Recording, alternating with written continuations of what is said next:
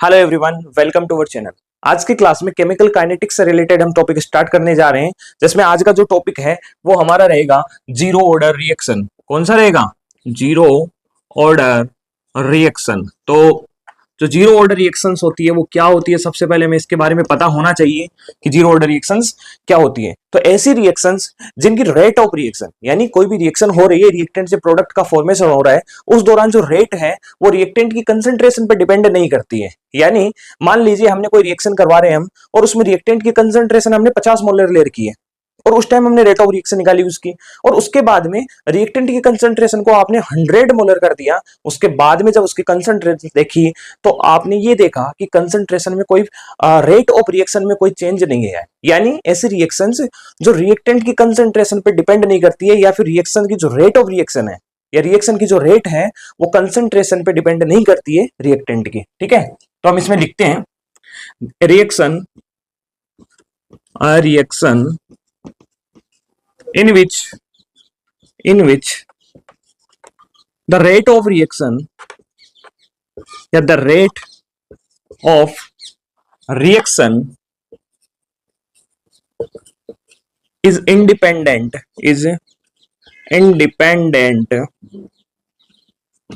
to the concentration of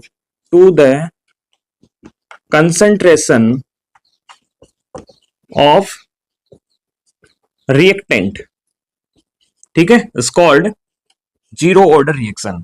ठीक है, अब हम इसकी बात करते हैं, इसकी डेरिवेशन किस तरीके से निकाली जाती है, उस डेरिवेशन के बारे में बात करते हैं। तो सबसे पहले हम एक यहां पे एक रिएक्शन लेते हैं, जैसे कोई ए है रिएक्टेंट और उससे एक प्रोडक्ट बन रहा है पी। अब मान लीजिए सबसे पहले टाइम हमने जीरो ले रखा है, मतलब जब रिएक्शन स्टार्ट ही नहीं हुई है उस टाइम पे रिएक्टेंट की कंसंट्रेशन कितनी है, तो हम बोलेंगे ए नोट। ए नोट क्यों बोला हमने? क्योंकि उस टाइम भाई रिएक्शन स्टार्ट ही नहीं हुई है, उस टाइम प्रोडक्ट की कंसंट्रेशन तो आपको जीरो मिलेगी, टोटल रिएक्टेंट ही तो मिलेगा, प्रोडक्ट मिलेगा ही नहीं उस टाइम आपको। अब देखिए अगर प्रोडक्ट है ही नहीं तो प्रोडक्ट यहाँ पे जीरो आ गया, और मान लीजिए t is equal to t time पे, मतलब कुछ टाइम हो गया रिएक्शन को होते हुए, और रिएक्शन को होते हुए कुछ टाइम हो गया, तो रिएक्टेंट की कुछ कंसंट्रेशन किस में कन्वर्ट हो गई? प्रोडक्ट में। तो मान लीजिए वो कंसंट्रेशन एक्स है, भाई एक्स प्रोडक्ट में कन्वर्ट हो गई है, तो ये लो प्रोडक्ट कितना बन गया? एक्स बन गया। अब x बना है तो इसमें से हम क्या करेंगे? ए नोट में से x को निकाल देंगे बाहर, यही तो हुआ। तो आपके पास में t टाइम पे क्या हुआ? रिएक्टेंट की कंसंट्रेशन ए नोट माइनस एक्स बची है और प्रोडक्ट की कंसंट्रेशन x है। अब यहां पे आप एक चीज और ध्यान रखना, जो ए नोट माइनस एक्स है इसको हम क्या लिख रहे हैं? a लिख रहे हैं। ठीक है, या फिर इस a को हम कैपिटल में लिख ले, क्योंकि हमने ए नोट कैपिटल में लिया है, या इनको हम दोनों को स्मॉल में ले लें, ए नोट और a। चलो ठीक है, अब हम देखते हैं रेट लो क्या बोलता है। तो हम बोलेंगे अकॉर्डिंग टू रेट लो। तो रेट लो ये बोलता है कि rate is equal to reactant की कंसंट्रेशन। तो रिएक्टेंट की कंसंट्रेशन कितनी है?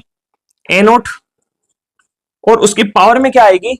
ऑर्डर आएगा। तो अभी हम जीरो ऑर्डर रिएक्शन लिख रहे हैं, तो यहां पे हम एन लिख रहे हैं। ठीक है, एन का मतलब क्या होता है? रिएक्शन का ऑर्डर क्या है, इज इक्वल टू हम इसको लिख सकते हैं के ए नोट रिएक्टेंट की कंसंट्रेशन है, और इसको हम जीरो कर दें, बिकॉज यहाँ पे एन इज इक्वल टू क्या है? N is equal to zero ही तो है आपके पास में। Zero order reaction, zero order का मतलब ऑर्डर कितना है? जीरो है। तो इसको हम यहाँ लिख दें, या फिर इसको और क्या लिख सकते हैं? देखो यहां से एक्स कंसंट्रेशन आपकी प्रोडक्ट में कन्वर्ट हुई है, इसका मतलब रेट क्या होगी? Minus d x upon d T, यही तो ही।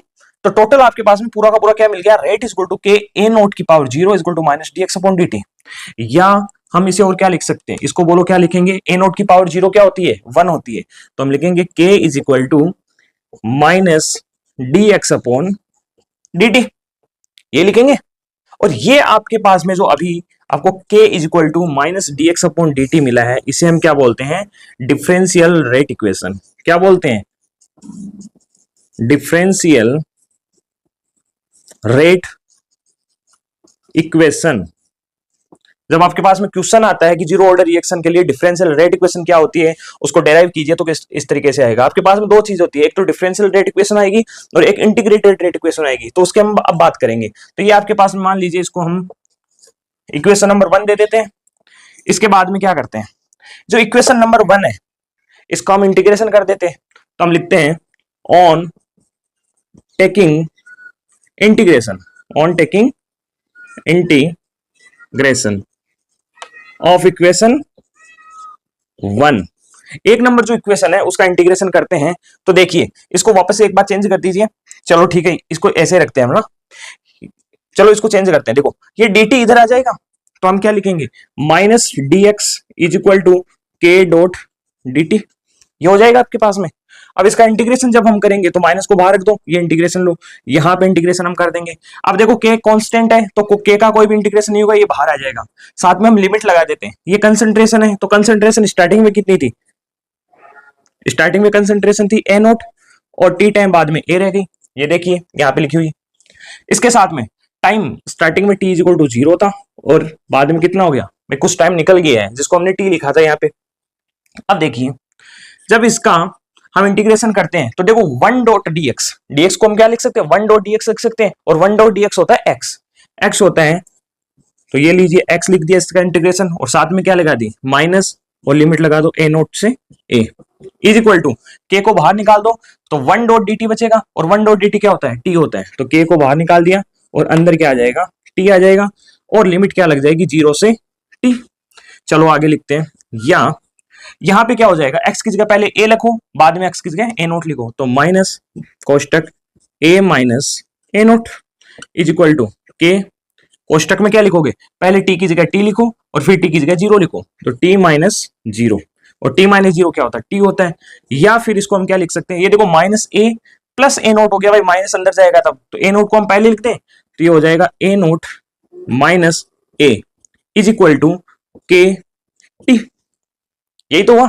अब देखो starting concentration minus t time बाद में जो कंसंट्रेशन है, इसमें चेंजेस कितना हुआ आप देख सकते हो। स्टार्टिंग में ए नोट थी और बाद में कितनी हो गई है, ए हो गई है, तो कितनी कंसंट्रेशन आपकी प्रोडक्ट में कन्वर्ट हुई थी, एक्स कंसंट्रेशन।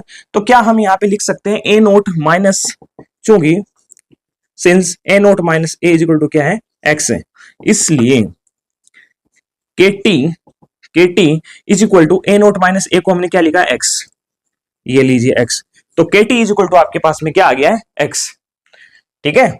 और ये क्या होती है आपकी इंटीग्रेटेड रेट इक्वेशन। आपके पास में क्या आ गई, इंटीग्रेटेड रेट इक्वेशन आ गई। ये आपके पास में डिफरेंशियल रेट इक्वेशन आ गई। इसके बाद में हम बात करते हैं हाफ लाइफ टाइम की, ठीक है। तो हाफ लाइफ टाइम के लिए हम क्या करते हैं, इसको थोड़ा सा यहां से हटा देते हैं। हाफ लाइफ टाइम किस तरीके से निकलती है, पहले देखो हाफ लाइफ टाइम होती क्या है। तो रिएक्शन, जब रिएक्टेंट से प्रोडक्ट का फॉर्मेशन होता है तो एक ऐसा टाइम पीरियड जिसपे रिएक्टेंट की कंसंट्रेशन अपनी स्टार्टिंग कंसंट्रेशन की कितनी हो जाती है, हाफ हो जाती है, यानी हम लिखते हैं हाफ लाइफ, ठीक है, हाफ लाइफ टी हाफ, हम इसकी बात कर रहे हैं। तो इसमें क्या होगा, अगर t is equal to t half होगा तो उस टाइम हमें क्या देखना पड़ेगा, जो x की वैल्यू है वो कितनी हो जाएगी, भाई रिएक्टेंट कितना कन्वर्ट हो गया, टोटल मान लो a नोट है तो प्रोडक्ट कितना बन जाएगा, a नोट बाई 2 बन जाएगा, तभी तो रिएक्टेंट a नोट बाई 2 बचेगा आपके पास में। तो क्या मैं बोल सकता हूं x की वैल्यू भी a नोट बाई 2 होगी, तो हम बोलेंगे t half, t equal to t half है, उस time x is equal to क्या हो जाएगा, स्टार्टिंग कंसंट्रेशन अपॉन 2 हो जाएगा, ठीक है। इनको, ये इक्वेशन कौन सी आ गई आपकी, दूसरी आ गई। अब इसके लिए लिखते हैं put the value of t half and x in equation 2। इस 2 नंबर की जो इक्वेशन है इसमें इनकी वैल्यू रख देते हैं। अब इनकी वैल्यू हम यहां पे रखते हैं, चलो इसको थोड़ा सा हटा देते हैं, यहां से हटा देते हैं। ये आपको समझ में आ गया है क्या है, हम लास्ट वाली लाइन रख लेते हैं यहाँ पे, चलो ठीक है। तो put the value of T half and x in equation 2 इसमें रखिए, तो देखो k की जगह k आ गया, डॉट t की जगह क्या आ जाएगा, टी हाफ आ जाएगा, इज इक्वल टू x की जगह कितना लिखना है आपको, a नोट बाई 2 लिखना है, तो यहाँ पे लिख दीजिए a नोट बाई 2, या इसको हम और क्या लिख सकते हैं, t half is equal to a naught by 2, और ये k नीचे आ जाएगा, तो क्या बचा, a नोट बाई 2k, और ये आपके पास में क्या आ जाएगा, half life of zero order reaction. इसके साथ में हम एक चीज और निकाल लेते हैं, यूनिट ऑफ के, के की यूनिट क्या होगी, तो आप देख सकते हो के t is equal to x है या फिर x is equal to k t है। इसमें से के की वैल्यू निकालनी है तो के इज इक्वल टू क्या हो जाएगा, के को इधर लेके आ जाओगे, के को यहां पे रख लिया, टी नीचे आ जाएगा तो एक्स अपॉन टी हो जाएगा। एक्स की यूनिट क्या होती है, एक्स क्या है, कंसंट्रेशन है, और कंसंट्रेशन की होती है मोल पर लीटर, तो मोल पर लीटर डॉट टाइम, टाइम के लिए आती है सेकंड। तो टोटल देखिए आप, के की यूनिट क्या हो जाएगी, मोल लीटर इनवर्स हो जाएगा, लीटर ऊपर जाएगा तब, और सेकंड सेकंड इनवर्स हो जाएगा, तो क्या बना आपके पास में मोल डॉट लीटर इनवर्स और सेकंड इनवर्स। ये के की क्या हो जाएगी आपके पास में, यूनिट हो जाएगी, ठीक है। और रेट ऑफ रिएक्शन की जो यूनिट होती है वो क्या होती है, मोल पर लीटर सेकंड होती है, ठीक है। तो इस तरीके से हमने यहाँ पे जीरो ऑर्डर रिएक्शन होती है उसका डिफरेंशियल रेट लो या रेट इक्वेशन और इंटीग्रेटेड रेट इक्वेशन के बारे में यहाँ पे बात की है।